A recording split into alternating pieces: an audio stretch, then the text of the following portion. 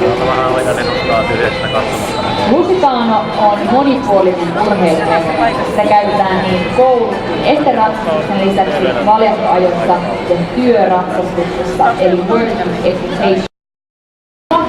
Heistä matalampi, Kamu, on nimeltään Filigrana ja tosiaan Kamu lempinimeltään. Kamu on 5-vuotias, Ori, muuttanut Portugalista Suomeen vasta viime syksynä.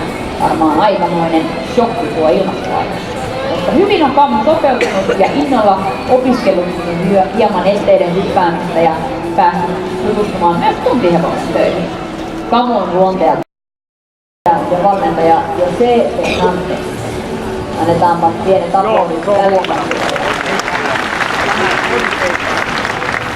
Kimoista korkeampi on Onni, oikealta nimeltään Diamante.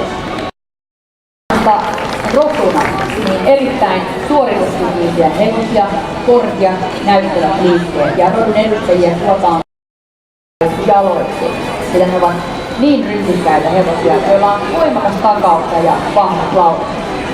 Ja tyypillistä Lusitanon rakenteelle on